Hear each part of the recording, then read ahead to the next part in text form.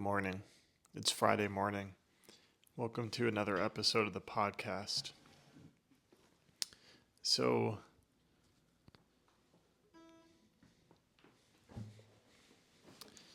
we'll see where this one goes. I don't know where this one's going to go.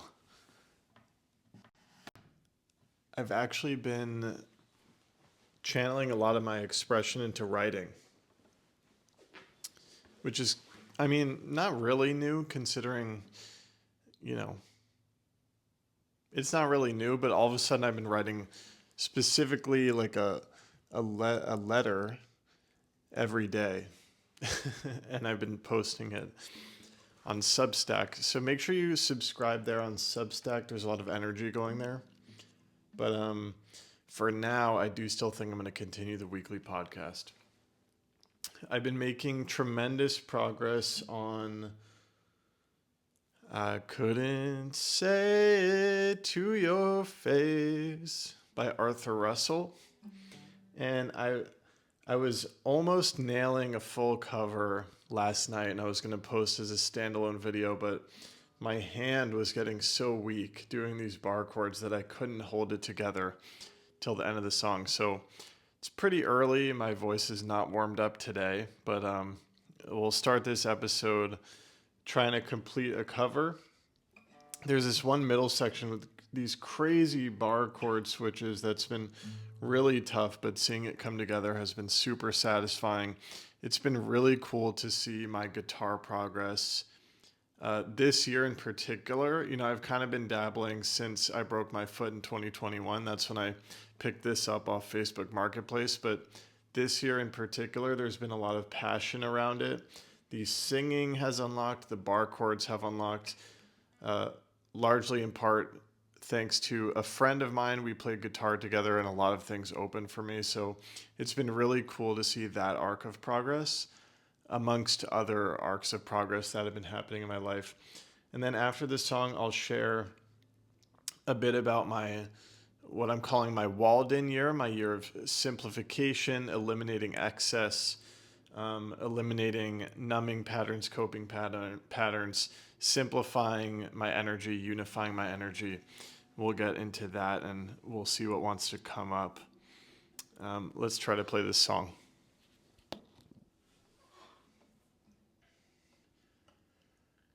I couldn't say it to your face, but I won't be around anymore.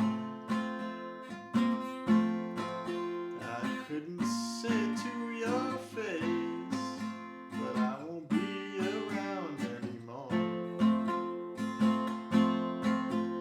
I needed a place, so I walked in the door. I couldn't say it to your face, but I won't be around anymore. It's my world, it's my song. Didn't ask you to come along in my arms. You girl, you won't be here to say I'm wrong. I couldn't say it to your face, but I won't be around anymore. I couldn't say it to your face.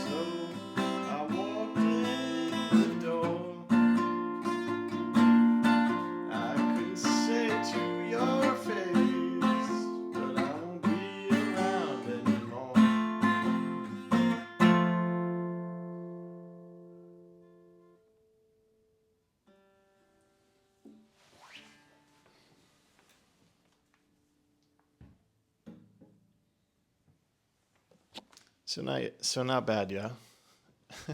The same thing was happening again with the bar chords getting rather intense there.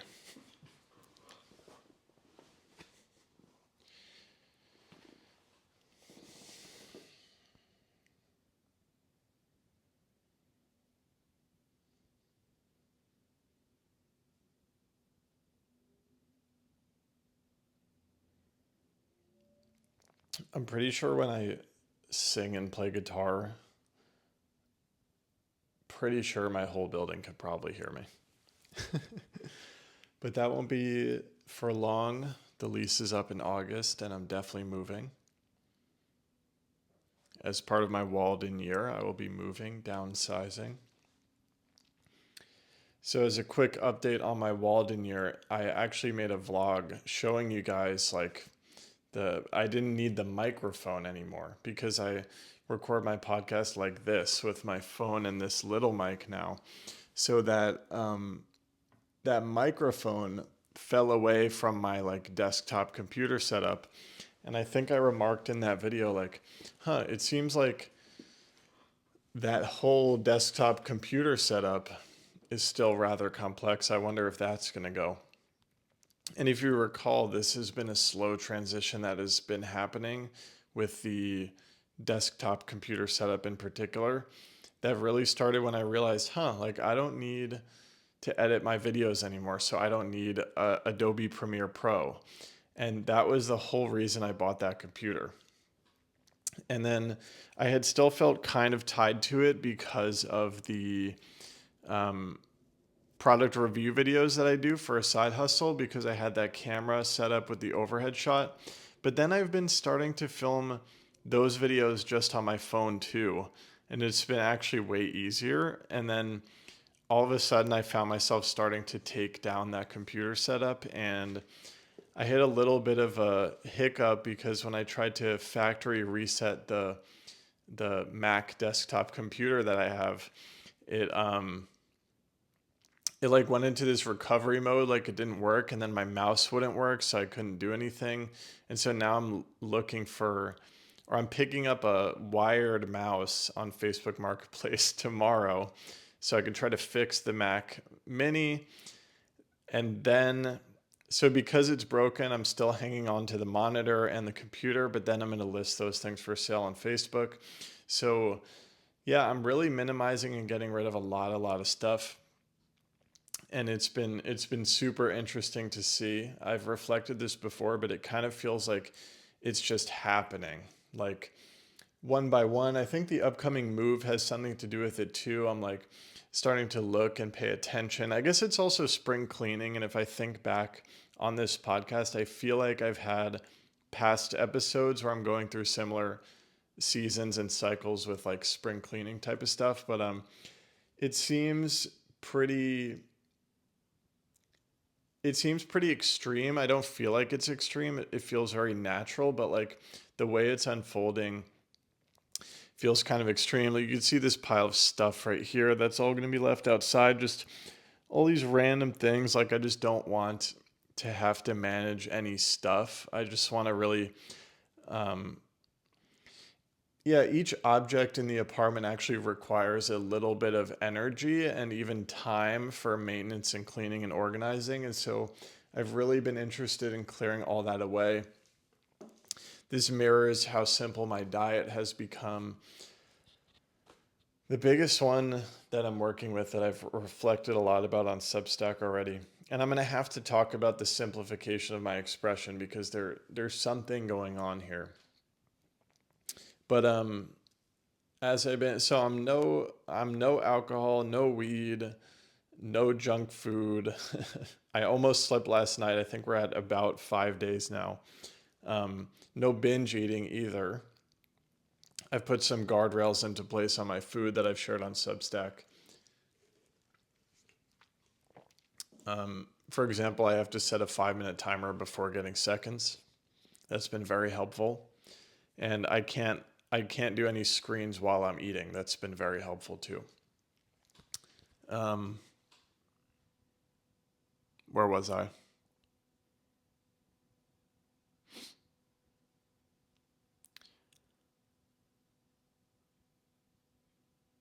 So everything is simplifying, and I'm desiring to spend more and more time in silence doing absolutely nothing. Because I'm finding a lot of inner growth and realizations of truth are happening in that nothingness, in that stillness, in that spaciousness.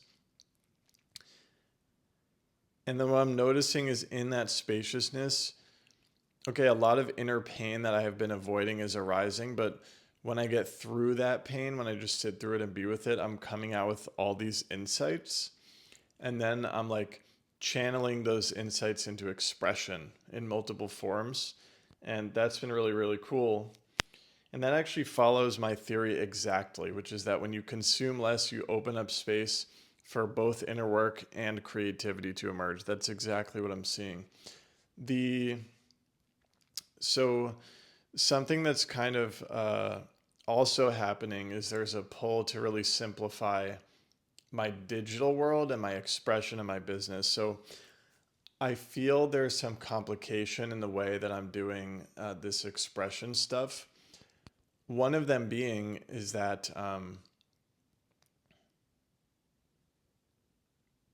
one of them is the funnel, like the whole funnel of how I'm like of how and where I'm expressing myself and what offerings I'm inviting people into. It's just if I look back on the past couple of years, it's just been this constant mind spiral of trying to figure that out and trying to figure out what social media to use and what schedule and how to use it and what's the offering and what's the price and where do I host everything. And what I'm learning is that that whole thing is this like addiction to complication. And really I'm getting glimpses of how simple it could be. Like it could really be um, really simple. Like if I just decide what my offerings are and put them on a link, and then I can just focus on channeling this pure expression onto my platforms. But yeah, I'm in all this complication about how do I set up the business, how do I price, and doing all this stuff that just feels like a distraction from my true work. So I've really been looking into that, and what I've been noticing as I look into that is that my mind and my ego is like not ready to let go of it. Like every time I lean into a simplification or have an idea or an insight about a simplification, I get this huge like panic and feeling of being triggered. And then what I'm noticing, and it just happened this morning, is I will when I do start working on that sort of thing, like on the business and the strategy side, I'll very often and quickly slip into this feeling of being triggered in this mind spiral where I'm very anxious about it, and my body tenses up and I lose my presence and my awareness. I stop hearing the birds chirping, and then I'm plugging away thinking that if I don't get this right, everything's going to fall apart. And if I do get this right, everything's going to be perfect and all the money's going to come in, and my community's going to get together and it's going to be flowing and perfect. And what I'm realizing is that whole game is a distraction from the actual powerful, potent work that I'm here to do. So this is very complicated for me, and basically what I've been my method for dealing with this is, well, my meditation practice has been really strong, so my mind has been pretty sharp. Okay, so the sharpness of my mind is why I'm able to cut out all these bad habits and resist the junk food impulses and cut out caffeine and resist the coffee impulses. And it's also why I'm catching my mind spirals more and more. So interestingly, what I've been doing when I slip into that mode of, oh, I got to work harder, I got to make it happen, I got to put all the pieces together. If I don't do it right, I'm screwed. And if I do it right, I'm going to be okay. So it creates all this stress. When I notice that, I'm just like pulling away from that and I'm stopping. And I just did this morning. I was in that.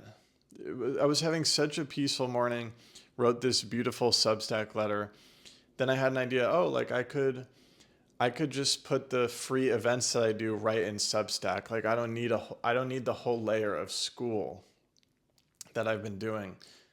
And that's when my mind started to kick in. Like, uh, wait, is it are those Zoom links going to be too public? Does it need to be private in the school? All these ideas like if you drop the school, you're going backwards. And do you see how the mind starts to spiral? So then I'm typing away and making flowcharts and doing all these things, but I'm very, very anxious, and importantly, I can't hear the birds chirping anymore.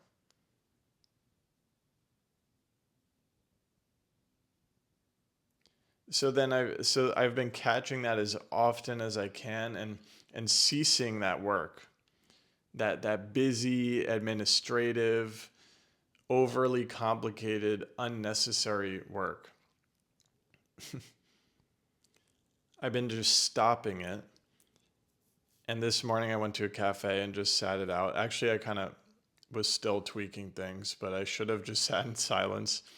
But more and more, I've been stopping that and returning to the silence and feeling all that discomfort. And it's so interesting. It's like, well, what is this addiction to complication? And what I've noticed is as I'm able to catch that more and more and return to silence, it usually takes literally about 30 to 60 minutes for my system to calm down. And then once I'm calm, I tend to find a lot more clarity. And then a lot of times it's not even like what I was doing was irrelevant. And the clarity is something totally different. And then what I'm noticing as I catch myself and pause more and more is that um, days can be a lot more simple and peaceful and spacious than I thought. So basically, what I think I've identified is this addiction to overdoing and overcomplicating has made pretty much every single day feel like this very vicious, anxious, tense, busy thing. And what I'm realizing is 95% of that busyness was unnecessary. And actually, one of the best things that I can do is be in a calm and still state of being. And then the tasks and the creativity that emerges from that state, I find to be very, very powerful and potent.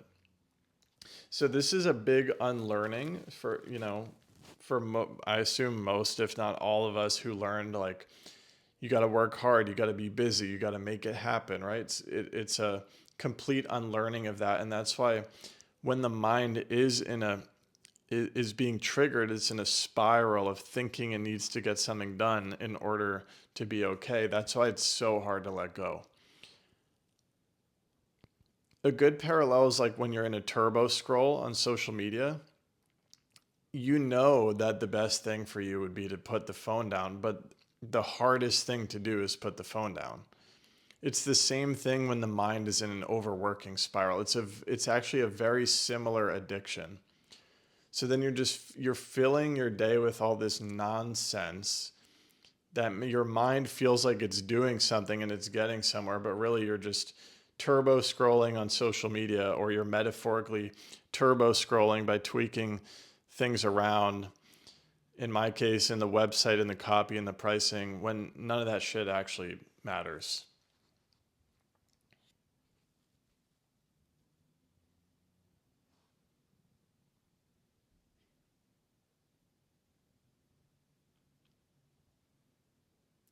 The annoying part is I do need to I do need to come to a decision around how am I going to simplify this, and I don't even want to go there though. I don't even want to go there. But yeah, I posted this on Instagram recently. There's been this continual mistake that I've been making. Like my ego convinced me that, oh, if I get the business model right, if I get the funnel right, if I get the website copy right, if I get the social media strategy right, then I'll be good, right? The same dang mistake. Like, oh, it's so annoying.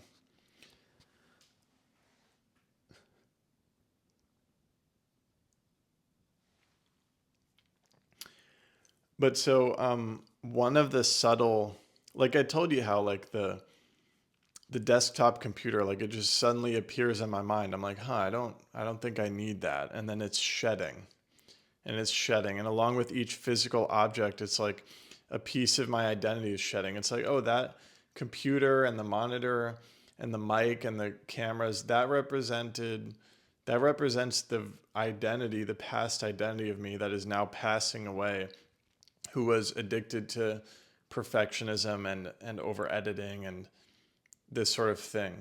As those objects shed away, that identity sheds away too. That's why there's a grief with every letting go. And then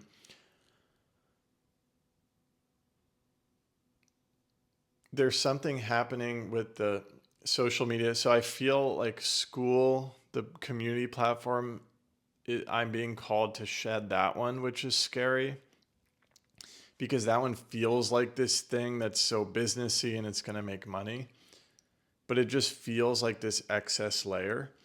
And then I'm also noticing like multiple times throughout this episode, I'm like noticing, oh, I already reflected about that in a Substack letter. Oh, I already reflected about that on Instagram.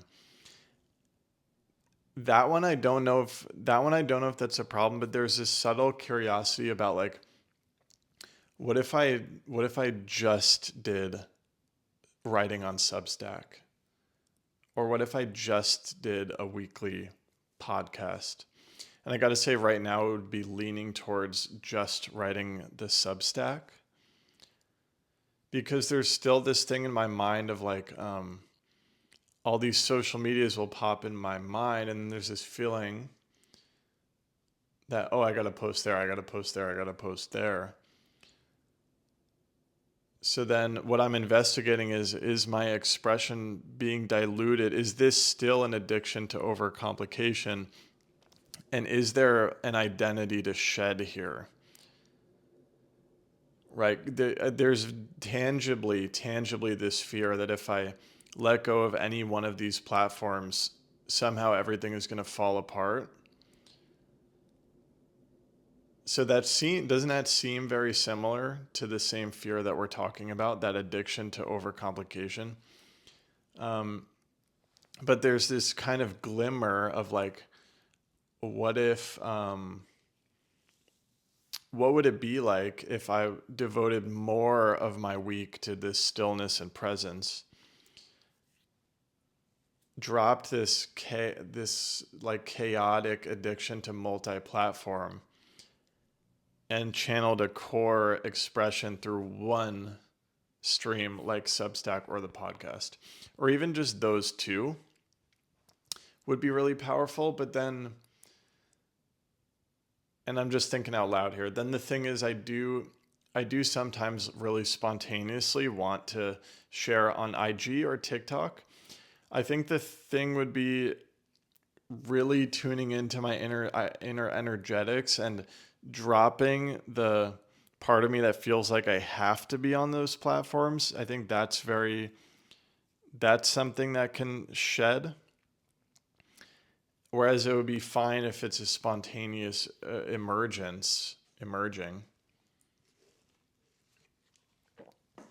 But any feeling like I have to be holding on to multiple bags just for the sake of it is adding weight. And then I see this fear that if I let go of any of these things, somehow everything's going to fall apart. But typically, when it comes to the self growth spiritual journey, when you let go of a identity or an attachment that's become heavy, suddenly you fly, you float up and you fly. So these are things I'm grappling with. It's like, dang, things are always changing, aren't they?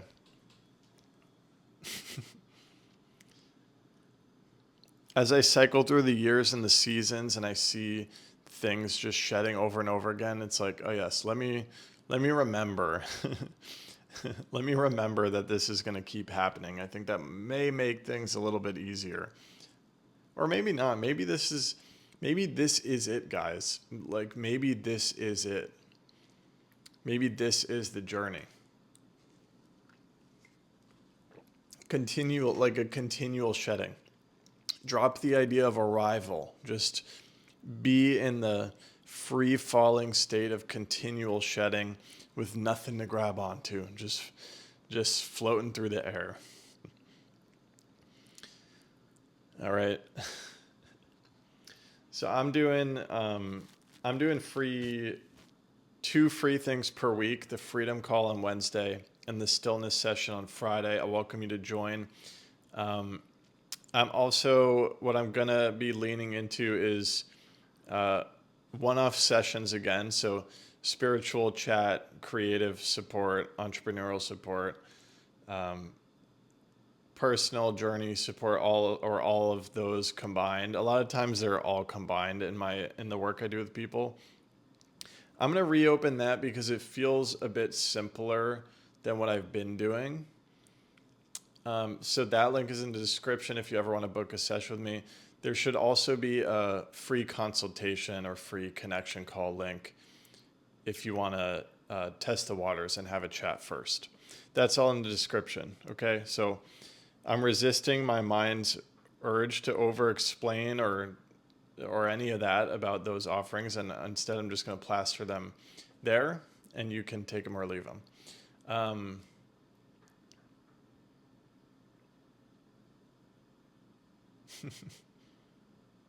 I'm so tempted to go into my thinking about the funnel.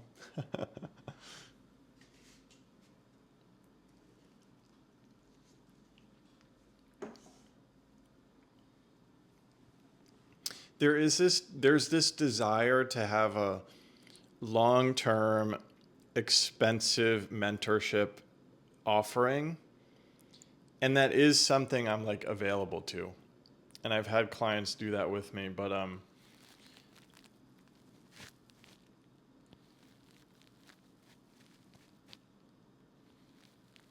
that would be something we can explore in a conversation. So I think I can leave it at that. But if you're interested in that, do let me know as well.